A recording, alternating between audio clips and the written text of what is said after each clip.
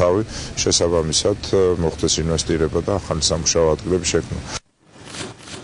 ზესტაფონის მოსახლეობას სუფთა და გაფილტრულ წყალს ყოველდღიურად გაუმჯობესებული გრაფიკით მიიღებს. ბოლო 30 წლის განმავლობაში რეგიონში წყალმომარაგება გადაუჭრელი პრობლემა იყო. მოსახლეობის ძირითად ნაწილს წყალი 3-4 დღეში ერთხელ მხოლოდ 3 საათით მიეწოდებოდა. მიმდინარე წელს კი შესრულებული სამუშაოების შედეგად ზესტაფონის მოსახლეობა ყოველდღიურ 7 საათიან წყალმომარაგებაზე გადადის. ქალაქში უწყვეტ რეჟიმში მიმდინარეობს სამუშაოები იმისათვის, რომ მოსახლეობამ წყალი უწყვეტად 24 საათის განმავლობაში მიიღოს. პროექტის ფარგლებში სამუშაოებზე 70 ადგილობრივი მოსახლე დასაქმდა. რეგიონული განვითარებისა და ინფრასტრუქტურის მინისტრი და პრეზიდენტის თქმული იმერეთის რეგიონში მოსახლეობას გაერთიანებული წყალმომარაგების კომპანიის დირექტორთან ერთად შეხვდნენ და ჩატარებული წყალმომარაგების სარეაბილიტაციო სამუშაოების შედეგებს გაეცნეს.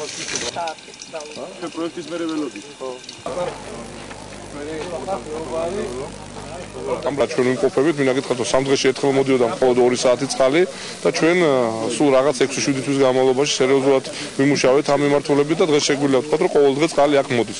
ჩვენ იაიბის ფორმატით ვაგრძელებთ აქ მუშაობას და ვარაუდობთ, რომ უკვე ამ ზესტაფონში და ამ სოფლებში და მის 60%-ს უკვე 12 საათიანი წყალმომარაგება იქნება. იმერეთში ერთ-ერთი ყველაზე პრობლემატური რაიონი ეს იყო ზესტაფონის რაიონი, სადაც ფაქტურად წყალი არ იყო, არ მოდიოდა არც ერთ უბანში, ან თუ მოდიოდა კონკრეტულად ამ უბანში 3 დღეში ერთხელ 2 საათის განმავლობაში. დღეს უკვე გაუმჯობესებულია, რა თქმა უნდა, შედარება არ არის და ხალხმაც ამოისუნთქა, იმიტომ რომ ყოველდღიურ გრაფიკზეა გადაყვანილი.